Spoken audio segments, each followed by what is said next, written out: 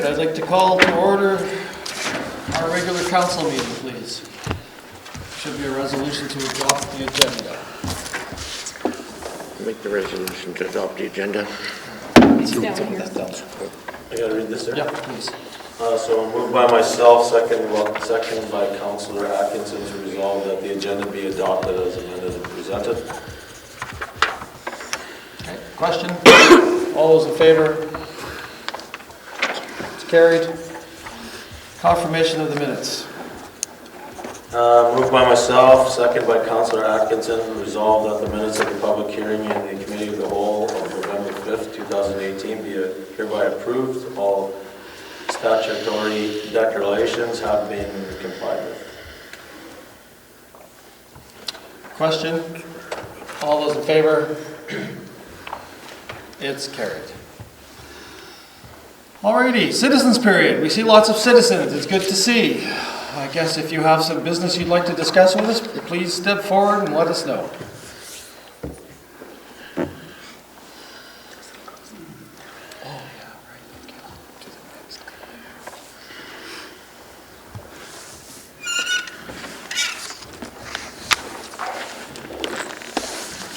Just for the record, please just state your name, sir. My name is Brian Borisov, 1613 Bignell Avenue. How can we help you this evening, sir? I've been here twice to try to attend a public hearing about the property change of use at Kelsey Glass on 16th Street. And the hearings have been pretty short. So I'd like to have a few words for the council. Please. Okay. I've lived in my house since 2011. I've had problems with stray dogs for most of those years. I've asked the town for help and always been said that basically I needed a fence if I didn't want stray dogs in my yard. So I'm the first to support the idea of a kennel where stray dogs would be taken to. The town doesn't necessarily have been doing quite a good job over the years. My problem is I own the property at 1554 Bignell, which is across the street from the so-called proposed area for a kennel. The south side facing the front of the building has a family property with 8 children and a daycare. The property across, beside me across Bignell, has a daycare. They have their own children. They have dogs. We have a problem with 1623 Bignell that has 3 dogs at this time. She's had kennel at various times where she'd have 7 or 8 dogs. The town's been approached several times by all these people and been told that it's funny that nobody had complained about this before. You're proposing to put an animal shelter in a building where the dimensions were on the notice showing that the building has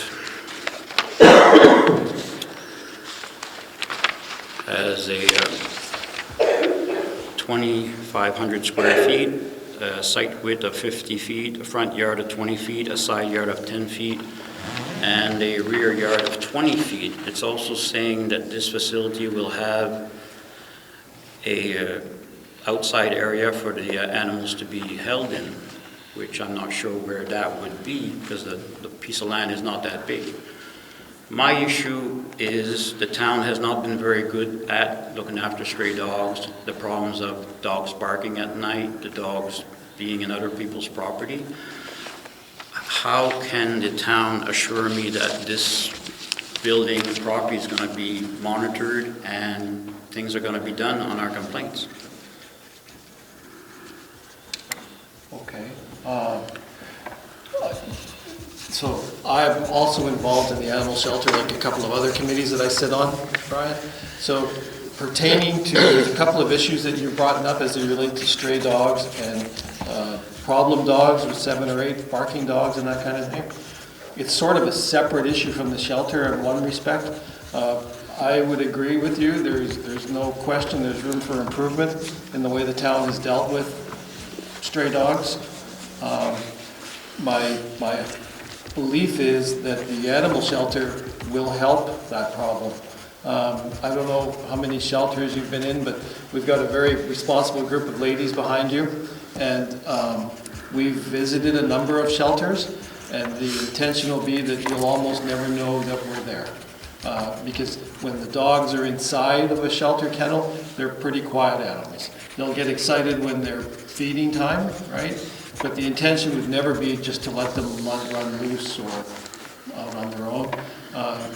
The plan will be to fence the yard, to keep them in the yard, and things like that. The issue is with the stray dogs is something that this council, being fairly new, we do plan to address. I don't know if that provides you any comfort, but that's the best answer I can give you at this time. I don't know if there's 6 ladies behind you from the shelter. I don't know if one of them would like to speak and just tell us your thoughts. I have some more stuff to say here. Okay, sure, please carry on.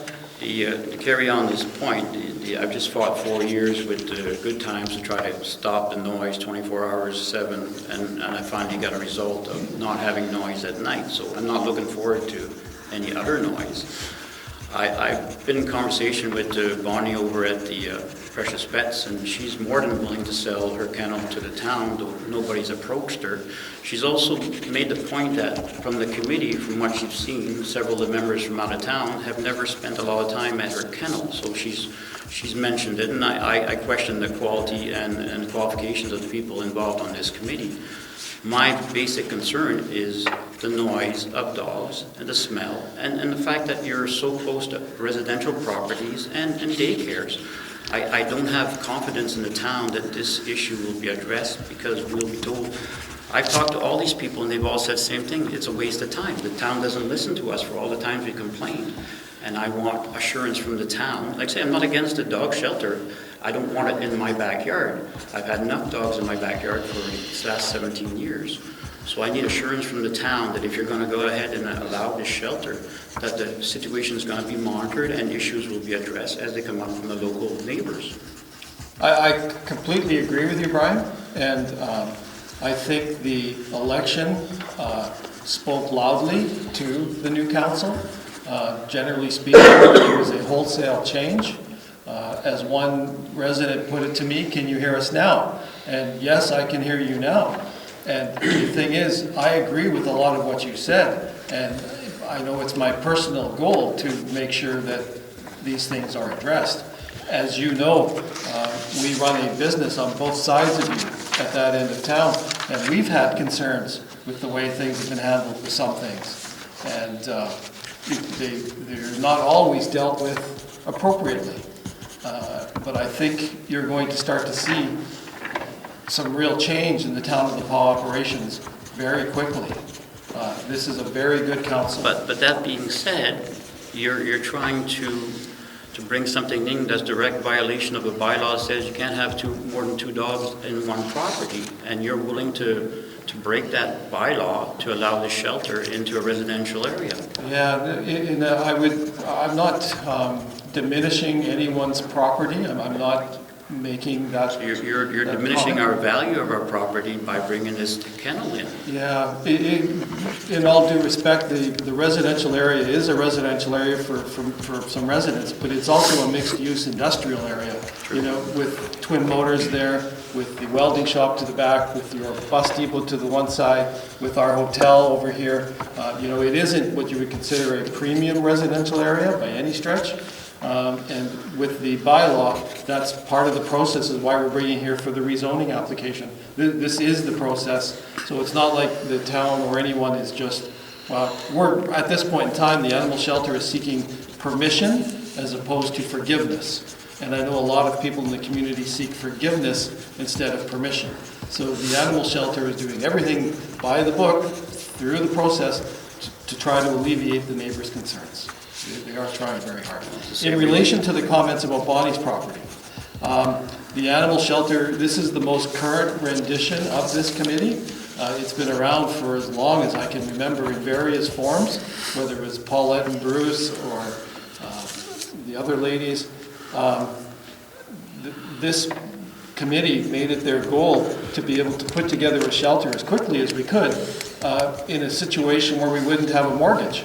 And because we're just a bunch of volunteers, we don't have the ability or the desire to put a significant mortgage on a property to buy anything. So this building here will be paid by cash that people have fundraised for, and there will be no mortgage on it when it's done, which will help the sustainability of the facility over the long haul. So, Bonnie has a very valid facility. It's set up for profit, but it's simply out of reach of this community and this committee at this time. Has the price been discussed? Are you saying the price has been discussed? She says there's been no discussion on price. Yeah, we've met with Bonnie at a meeting. She's been to a meeting. Have we had formal negotiations with her? No, we haven't. But when you look at the need in the community, this will allow us to get going very quickly and deal with the need very quickly. Will you be accepting the town's stray pets as they bring them to you, or what is the plan here? There's so much unknown. We're still working on our business plan, but the goal would be to take over the pound from the town. I've said this during the election campaign. I've said it at different meetings. I'm embarrassed by the quality and condition of our pound. It's disgusting, and anything I could do to prevent another dog from ending up there and seeing its last days there, I'll do my best to make sure it happens, because the pound is disgusting, and that's not where I want anyone's dog to end up. That's fine. But like I say, that's not the issue we're here. You're talking about bringing in more dogs. No, we're not talking about bringing in more dogs. We're talking about dealing with the problem we have. Bonnie has been very hard working at bringing in more dogs. The last rescue that we worked at, there was 200 animals there, with a significant amount, if not the majority, not even from this region. Our focus will be on the pets and the animals in our community, as opposed to trying to solve the northern problem. I spoke with Nikki Ashton just last week or the week before about her getting involved and dealing with the animal situation on the reserves, because that's out of our purview, but that's where she works, and she needs to help with that problem as well.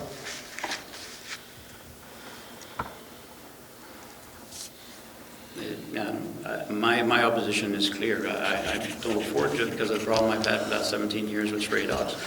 And you're just going to bring more stray dogs into the community. You realize that the stray dogs are not so much the problem as what they attract.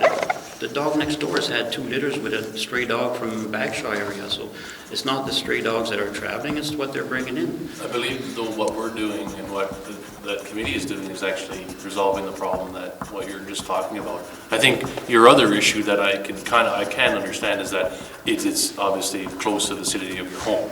So, I mean, the committee members have been here several times already, just in this shortened council, so I think they're more than approachable. So if there is an issue, like you've done today, you can either call or come in and bring your concern to council, and we'll address it need be. And I think there's That's my lack of faith here. The town has never done anything with issues. The noise issue was an issue. The stray dogs was an issue. Yeah. I mean, I can't speak on your past issues, but I can say right now we're, I think, stepping in the right direction to deal with one that you said you've had for 17 years, and that's stray dogs. I think everybody that's here can attest to that has been an issue. And now there's a group that's willing to buy a building out of the money they've fundraised. So, I mean, their interests are obviously to the betterment of the community. And you're part of the community. I don't think we're about having, that section of town be, have dogs barking all night and roaming around the yards and being a threat to any daycares or anything. Nobody wants that. So that's not what the approach is. Well, the easiest way is not to have it there. Excuse me? The easiest way is not to have it there. I'm not against the animal shelter. I'm just against where they're trying to put it.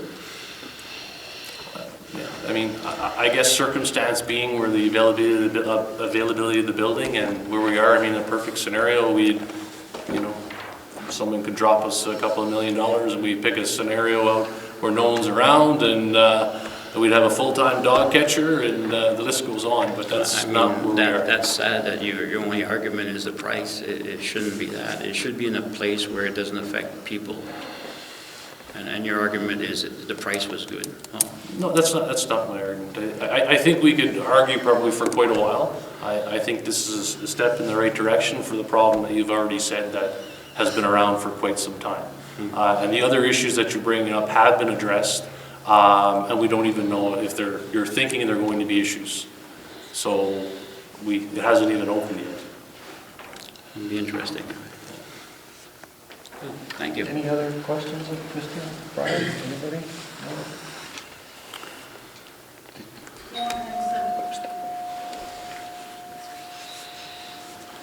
Please, for the record, just identify yourself. I'm Tina Donaldson. I'm on the committee for the animal shelter, and I thank Brian for voicing his concerns. I just want to say also that eventually we want to do a spay and neuter clinic that will actually reduce the amount of strays that are going on. So hopefully that will bring you peace of mind, Brian. And also, as far as I know, we're not going to be boarding any dogs outside. They will actually be inside, so there'll be a noise reduction there. There is a walking path there, so that's why this building was really suitable for that.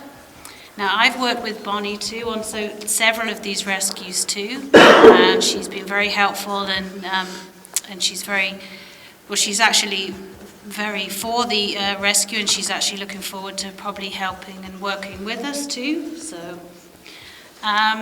So if you've got any concerns, by all means, Brian, I will gladly help you with any questions you have. Thank you.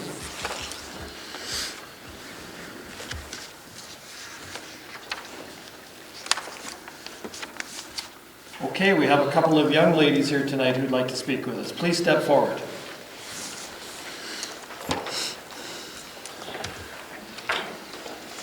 Can you tell us your names? I'm Katie. And I'm Aubrey. And how can we help you? So we have this project from school, from like how we've been writing, and it's how like the dogs on the streets too, how they have no food or water or shelters. So our project is on how to help stray dogs. And we've got some questions and answers. And just saying. So Katie, could you kind of read some of your questions nice and loud for us and give us some of the answers that you come up with there? So one of the questions that we had asked a member of the animal shelter committee, and we had asked her how much money would it take to get the animal shelter up and running, and her answer was they had found a place, they just needed the money for the renovation. And we also have another one, as she said. We asked, do you think we should have used the money for the spray park for the water park? She replied, I am happy that they did this for the kids, but I am also happy that her group did this for the animals. And here is some information on how to help stray dogs. You can always help the dogs by respecting them. If you keep a heavy blanket, food and water in your truck or car, you can always use them wherever you need it. And you should have a collar, leashes, and if you could have a kennel in your truck or car, so you could put a collar and put a leash on them and put them in the kennel to take them to a vet immediately. And did you know that there are 2 million homeless dogs in Canada, and that 3.9 million stray dogs die in a day? And that's our questions and answers and our that we had to say. Really. Are you girls, like, are you done? Yeah. What are you gonna do with that now? We'll probably just take it to school. Could we give it to the animal shelter committee? Because maybe we can frame it and put it up there. Would that be cool? Yeah. Well, you're lucky, because you know what, there's a whole bunch of ladies behind you tonight. And why don't we get them to stand up, and you girls can give it to them. And look at, if you look at that gentleman right there, he's from the newspaper. And maybe we could even get your picture in the paper with all these lovely ladies.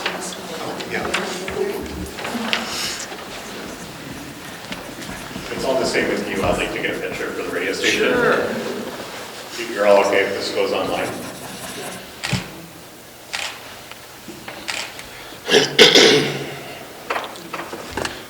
Okay, so can these nice ladies have that? All right, thank you.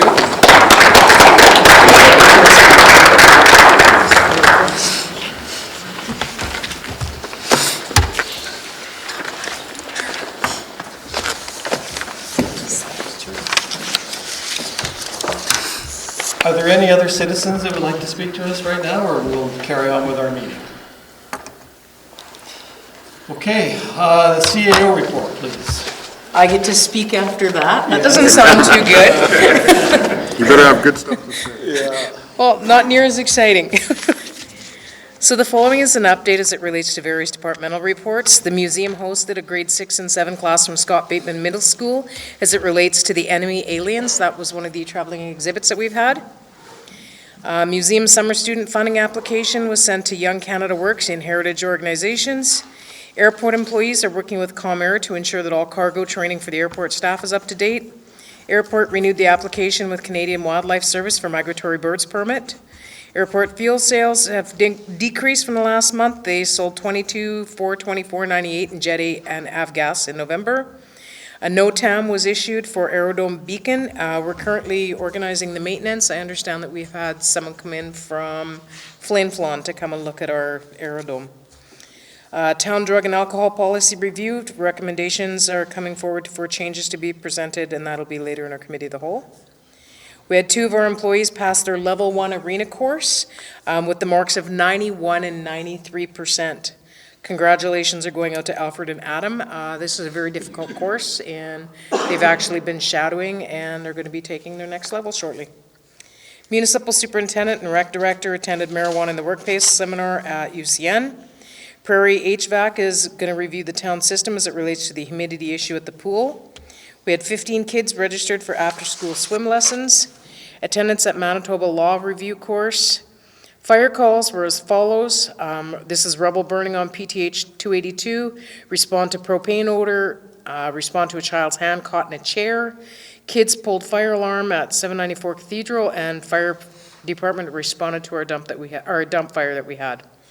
Fire department is also doing cleanup of the fire training grounds, and they're looking at completing final plans for the hall expansion. And the trucks have been winterized for the season. Fire department will be holding hall tours and acting as a drop-off for holiday toy drive. That was held Saturday, was the first one. They actually had a really good attendance. They're going to be holding 2 more. Fire department is continuing with ongoing training. Public Works are working on water breaks, sewer repair, sanding, and snow clearing. Christmas lights have been strung. Deep well pump has been installed. We're still having a few issues that we're working on. Presented lagoon situation to council, working on sewer jetting and lift station maintenance. Garage and water treatment plant tour carried out with council. Setting up meeting with coalition members. Our first coalition member, our meeting will be held on Thursday. And we've done some interviews for a coordinator for the coalition. And I sent out an email earlier to all members of council advising that we're going to be working on the break at the end of Smith and Laughlin. We waited for the locates. Today we got everything in gear, and tomorrow we're going to be starting to break ground on that dig. That will mean that the Wellness Center will have shortened hours because we have to close because there won't be water. Any questions of the report? No. All right, bylaws. So Zoning amendment application animal shelter, bylaw number 4588. Moved by myself, second by Councillor Atkinson, whereas the town received the conditional use application to locate an animal shelter at 63 16th Street West, and whereas a public hearing was held on November 5th, 2018 in accordance with the Planning Act, therefore be resolved that council approve conditional use application 201802 submitted by the Paw and Area Animal Shelter to permit an animal shelter to be located at 63 16th Street West. Alrighty. Any discussion? Question? All those in favor? Carried. Can you just go back to the 6.1.1 and 6.1.2 for the second and third reading of the bylaw? 6.1, 1, 2? Yeah, 1 and 2, just for the second and third readings of the bylaw? Okay, we just did second. No, you just did the conditional use. Oh, I'm sorry. Yeah. Okay. Oh, what? So somebody's got 6.1. Okay, Ah. sorry, there we go. Okay, no worries. We're working out the bugs. Yeah. Moved by myself, seconded by Councillor Lane, whereas the town received a zoning bylaw amendment application submitted by the Paw and Area Animal Shelter to add an animal shelter as a conditional use with the commercial industrial zone. And whereas first reading of bylaw number 4588 was given on September 24th, 2018, and whereas the public hearing was held on November 5th, 2018 in accordance with the Planning Act, therefore be it resolved that bylaw number 4588 being a bylaw of the Town of the Paw to amend the Town of the Paw zoning bylaw number 4121 to include an animal shelter as a conditional use within the commercial industrial zone to be read a second time. Great. Any discussion? Just one quick point, further to what Brian was saying. I think this is new territory, new ground for the town as a whole, so it'll be really important that we do listen to any concerns of members of the community. And I'm sure that we'll be doing that, but it's just to make sure that that's a way that we'll be going. But I think it's something that's greatly needed in our community and something that I'm excited to see get off the ground. Thank you. Any other discussion? All right, question? All those in favor? It's carried. Moved by myself, seconded by Councillor Lane. Resolved that bylaw number 4588 being the bylaw of the Town of the Paw to amend the Town of the Paw zoning bylaw number 4121 to include an animal shelter as a conditional use within the commercial industrial zone be read a third time and be passed. All right, any discussion? Question? All those in favor? It's a recorded vote. And it's a recorded vote. Each one Okay. individually. Andre, yes. Bill? Yes. Carrie? Yes. Yes. Chad? Aye. Do I vote? Oh, really? Okay, yes. Larry's absent. And Trevor? Yeah. It's carried.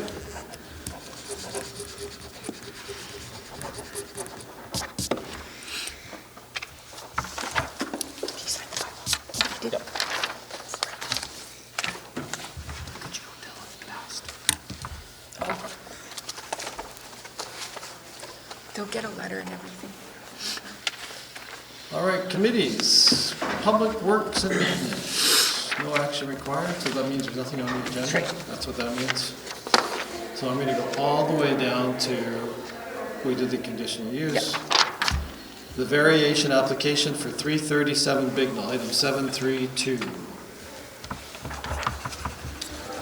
Moved by myself, second by Councillor Atkinson, whereas the town received a variation application submitted by Robert Carnegie for 337 Bignell Avenue in order to permit the construction of a house on a half lot, and whereas a public hearing was held on November 5th, 2018 in accordance with the Planning Act, therefore it be resolved that council approve variation application 201805 for the following variations in the construction of a house and a half, lot being 337 Bignell Avenue, site area minimum from 5,000 feet to 4355.34 square feet.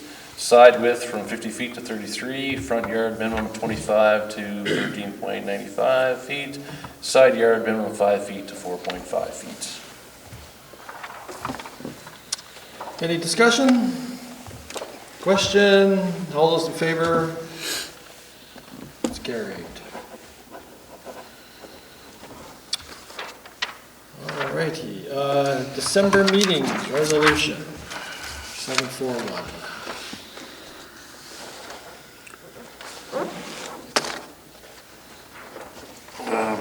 Revised that council approved changing December meeting dates from December 10th and December 24th, 2018 to December 19th, 2018 due to unavailability of the Christmas Eve. Moved by Councillor Ward and seconded by Councillor Zelinski.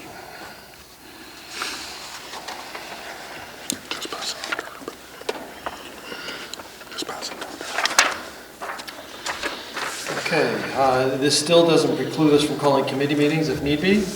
This is just because of December and Christmas. So, all those in favor? Opposed? It's carried. 742 AMM. We'll get this one right this time. Resolution number 2018-217, moved by Councillor Ward, seconded by Councillor Zelinski. Resolved that council authorize the members of council to attend annual convention of the Association of Manitoba Municipalities from November 26th to November 28th, 2018 in the city of Winnipeg, Manitoba. And I believe Councillor Forrester is there now. Yes. All those in favor? That's carried. 743, signing authority. Moved by myself, second by Councillor Ward. Be it resolved that council authorize Mayor Herb Jakes and Deputy Mayor Andre Murphy with the authorization to sign agreements, checks, legal documents, and other negotiable instruments on behalf of the town of the Falls. Any discussion? Andre, have any holiday plans? Question? All those in favor? It's carried. Appointment of board and committee representatives, resolution 744. One of the perks is sitting on the end, I guess. Nice long one to read. Yeah, that's how it usually works. Moved by myself, seconded by Councillor Ward. Be it resolved that council approve the following appointments. Personnel Committee, Andre Murphy, Chad Zelinski, Trevor Lane. Museum Board, Trevor Lane. Library Board, Carrie Atkinson. Chamber of Commerce, Carrie Atkinson. Sustainable Management Committee, Herb Jakes. Recycling Committee, Bill Ward. The Paul Community Renewal Corporation, Larry Forster. Citizens on Patrol, Chad Zelinski. Community Development Corporation, Herb Jakes. Destination Marketing, Andre Murphy. Safer Communities and Neighbors, Larry Forster. The Paul Coalition, Andre Murphy. Kelsey Planning District, Herb Jakes, Chad Zelinski, and Bill Ward. Kelsey School Division, Carrie Atkinson, Andre Murphy, Larry Forster, and Herb Jakes is the alternate. And Deputy Mayor, Andre Murphy.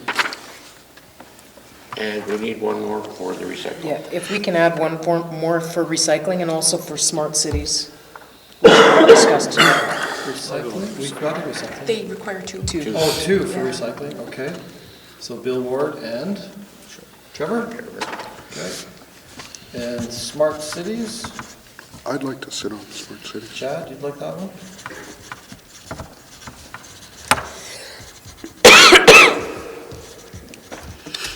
Okay, any discussion? Question?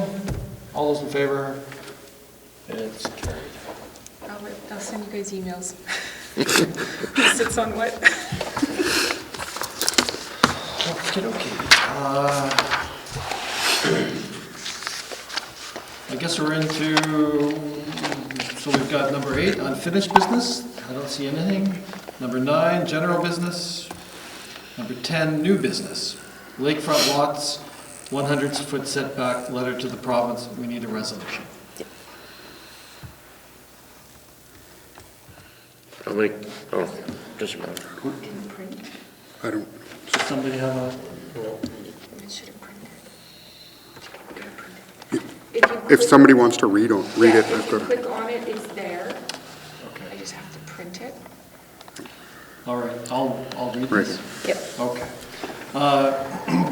This relates to the Clearwater Lake waterfront properties have expressed some concerns as it relates to the 100-foot setback from the lake as it relates to construction. When the town received approval of the lakefront subdivision, the subdivision was approved based on the following requirement. In the case of lots abutting Clearwater Lake, the rear lot line will be interpreted as the lot line along the shoreline. The rear yard setback must meet any required setbacks from the ordinary high water mark as outlined by the respective government regulations. Unless otherwise stated, a 100-foot undisturbed native vegetation area is required for lands located adjacent to Clearwater Lake, and alterations within this undisturbed native vegetation area are limited to a maximum of 25% of the shoreline length. The town of The Pas also applied a 25-foot rear yard minimum setback for a total setback of 125 feet. We have since removed the condition of the additional 25-foot setback, and now the setback existing only 100 feet. Representatives of council met with some concerned citizens that purchased these lots, expressing their concern over the setback requirements, not providing enough room for development, and also that the town's requirements by far exceeded the park's requirements. Alternate setbacks were discussed and are being brought forward for council's consideration. So basically, the recommendation is to pass a resolution, which would permit us to write a letter to the province of Manitoba and lobby them to reduce that setback. Yes. Jen is just getting the resolution. Okay.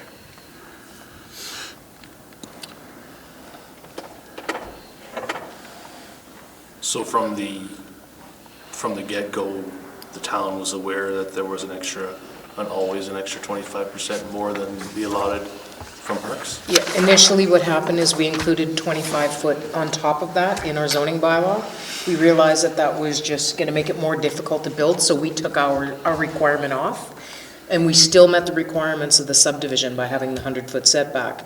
The presentation the other day basically indicated it's difficult to build, so they'd asked if we would consider lobbying the government to see what we can do to reduce it to something that would be a little more reasonable in comparison with the provincial properties right next door.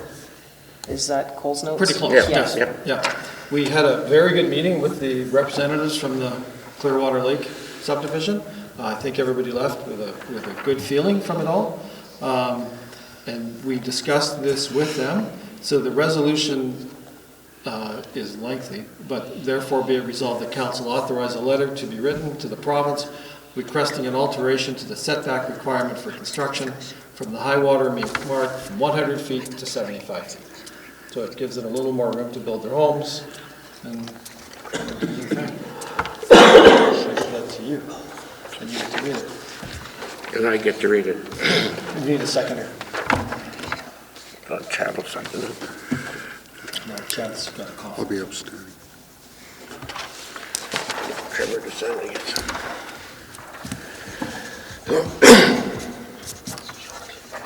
Yeah, well, I did have one when I started.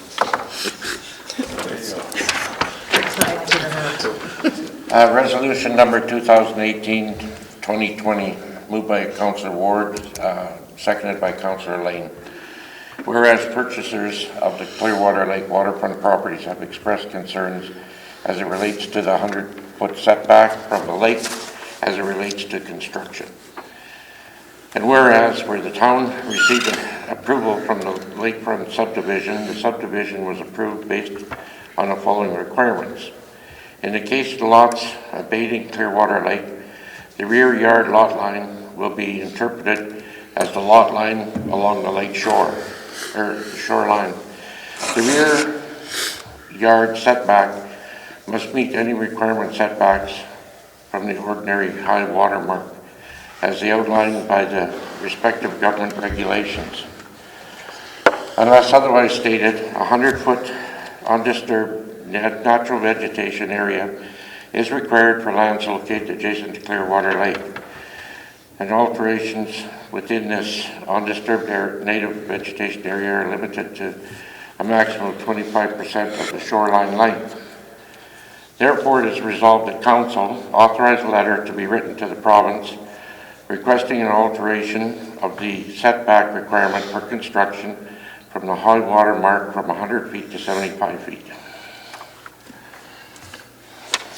Any discussion? A question? All those in favor? I'll be abstaining. Carried, and Chad has abstained. And just for the record, Councillor Chad Zelinski has not been part of any discussion that relates to this issue.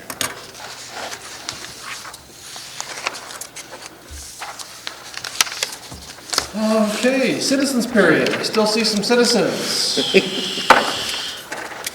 that cover construction for starters?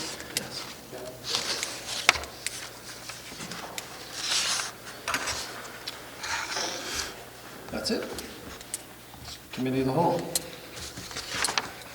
we do committee of the whole here? Do we go in there?